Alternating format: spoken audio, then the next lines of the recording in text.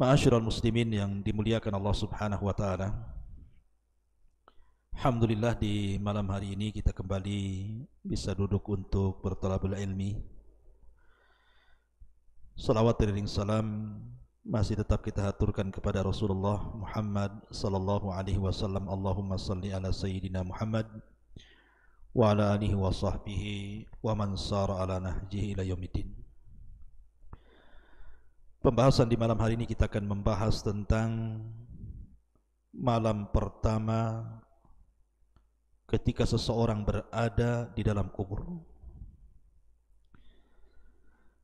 Ketika Allah Subhanahu wa taala mencabut nyawa seorang insan, kemudian ruhnya diangkat ke langit. Bagi ruh orang yang beriman, maka pintu-pintu langit akan dibuka kepada mereka. Dan Allah Subhanahu wa taala akan katakan kepada dia, kembalikan ruhnya ke dalam jasadnya dan angkatlah catatannya ke tempat yang paling tinggi. Tapi kalau seandainya dia seorang kafir, munafik, jangankan lagi pintu langit kedua, ketiga sampai ketujuh, langit pertama pun tidak akan dibuka kepada orang kafir itu. Ketika ruh orang kafir ini terkafan dengan kafan dari neraka dan memiliki bau busuk yang luar biasa, dinaikkan para malaikat ke langit, maka penjaga pintu langit yang pertama tidak mau membukakan pintunya. Sehingga Allah Subhanahu wa taala firmankan, la tufattahu lahu abwabus sama wa la yadkhulunal jannah hatta yalijal jamalu fi samil khiyat. Di mana pintu-pintu itu tidak akan dibuka kepada mereka, maksudnya pintu-pintu langit, dan mereka tidak akan dimasukkan ke dalam surga sampai ada cerita unta masuk ke liang jarum. Maka ruh itu kemudian dikatakan, lemparkan ruh ini ke dalam jasadnya dan letakkan catatan di tempat yang paling rendah di sijil. Ma'asyiral muslimin yang dimuliakan Allah Azza wa Jalla, ketika ruh sudah kembali dalam jasad dalam kuburan itu, apa yang terjadi? Peristiwa apa yang berlaku? Ma'asyiral muslimin yang dimuliakan Allah Subhanahu wa taala, maka ulama mengatakan bahwa manusia ketika di malam hari atau malam pertama dalam kuburan tidak lepas daripada 4 perkara. Pertama, dhammatul qabri, yang disebut dengan himpitan kuburan. Yang kedua, fitnatul qabri, fitnah kubur yang disebut dengan su'alu malakaini, pertanyaan 2 malaikat, Munkar dan Nakir. Kemudian yang ketiga, adzabul qabri, azab kubur. Dan yang terakhir, ni'matul qabri, nikmat kubur. Baru orang ini apakah kemudian dilapangkan kuburnya atau disempitkan kuburnya, tergantung kemana arahnya, kepada azab kubur ataukah nikmat kubur. Ma'asyiral muslimin yang dimuliakan Allah Subhanahu wa taala, setiap manusia, apakah Anda mukmin ataukah Anda kafir,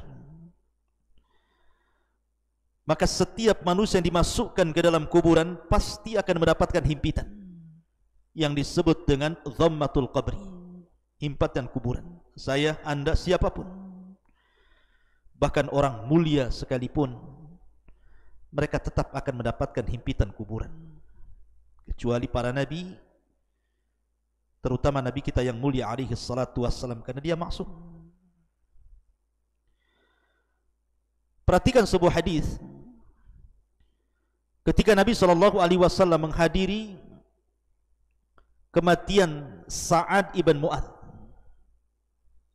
yang saat kematiannya, kata Nabi SAW, turun para malaikat sebanyak 70.000 malaikat yang tidak pernah turun sebelumnya untuk menyaksikan kematian Sa'ad ibn Mu'adz ini. Bahkan arsy Allah Subhanahu wa taala tergoncang karena kematiannya. Ya wajar karena Sa'ad pemimpin Aus, pelopor dakwah bagi kabilahnya. Bahkan juga dia termasuk para pemimpin dari Bani Quraidah. Dan dia pula yang menyebabkan banyak orang-orang Ansar masuk Islam. Makanya wajar kematiannya menggetarkan arsy Allah Subhanahu wa taala. Akan tapi apa yang terjadi?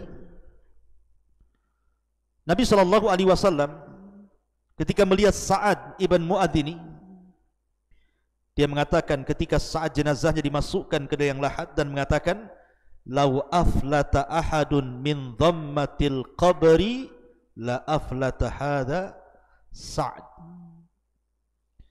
Kalau seandainya ada orang yang terbebas dari himpitan kuburan, tentu yang akan selamat adalah orang ini, Sa'ad ibn Mu'adz.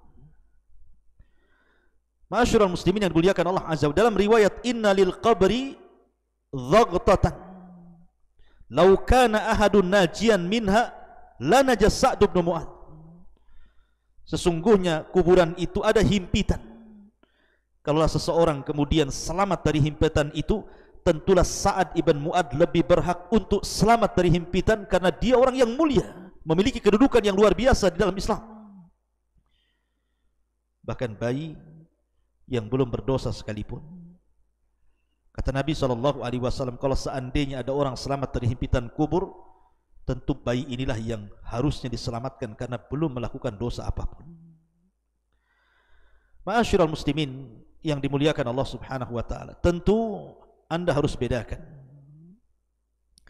antara himpitan kuburan bagi orang-orang yang beriman dengan himpitan kuburan bagi orang-orang kafir.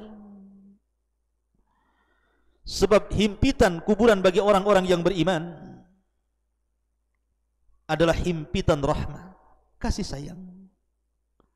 Ya, setiap himpitan pasti ada rasa sakit.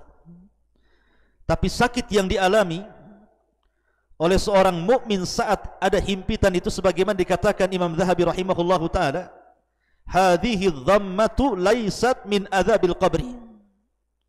Himpitan itu bukan bagian daripada azab kubur. Bal huwa amrun yajiduhul mu'min kama yajidu alamun faqada walada. Bahkan kata Imam Zahabi, adalah perkara yang biasa didapati seorang mukmin, seperti seorang mukmin merasa sakit hatinya, merasa sedih karena ditinggal meninggal oleh anaknya, atau karena sakit, dan begitu seterusnya. Jadi tanah kuburan yang menghimpit dia itu tidak memadaratkan seorang mukmin.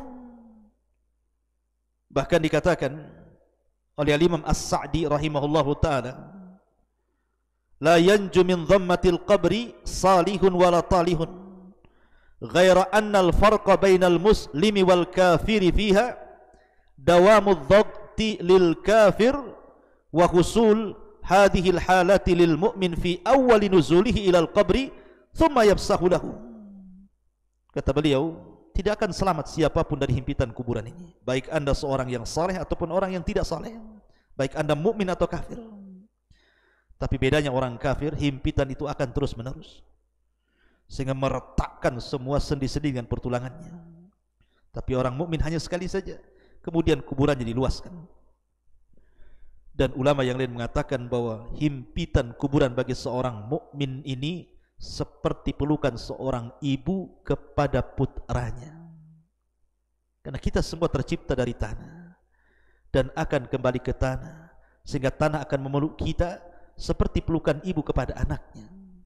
Berbeda dengan himpitan orang kafir, maka akan meretakkan tulang-tulangnya. Ma'asyiral muslimin yang dimuliakan Allah Subhanahu wa taala, inilah kejadian pertama ketika anda masuk kuburan.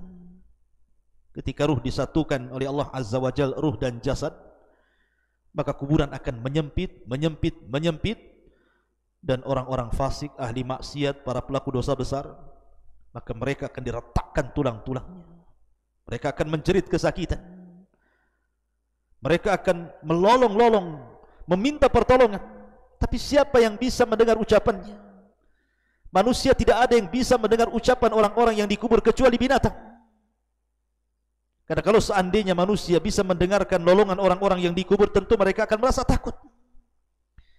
Ma'asyiral muslimin yang dimuliakan Allah, tapi seorang mukmin tidak demikian.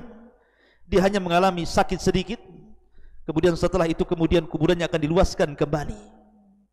Itulah himpitan kuburan. Dan itu yang pertama kali terjadi ketika Anda masuk ke dalam liang lahat, ke dalam kuburan itu. Baru setelah itu datanglah dua malaikat.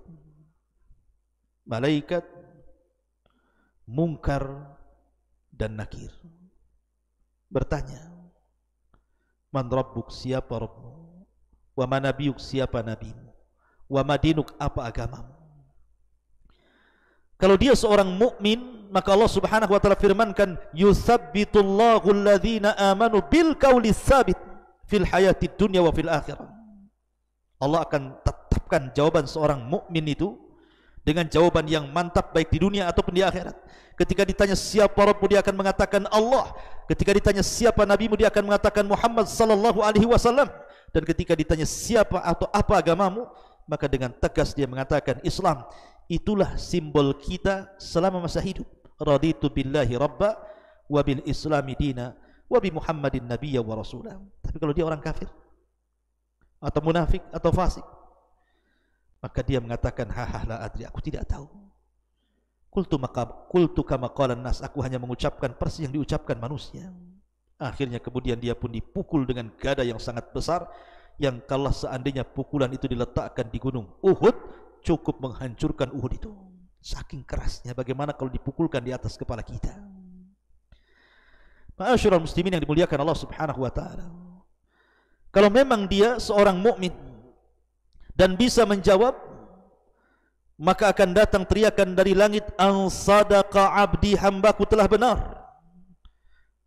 Kemudian bentangkan kepadanya kuburannya, bukakan pintu-pintu sorga kepadanya, masukkan hawa sorga ke dalamnya, bawakan makanan, minuman dan pakaian dari sorga untuknya.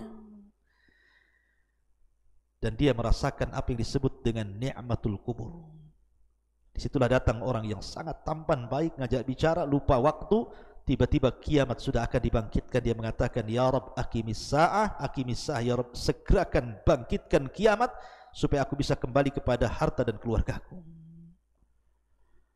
Tapi orang kafir, orang fasik, dia tidak bisa menjawab, sehingga dia akan terus dihimpit dalam kuburan itu dan mendapatkan azab kubur.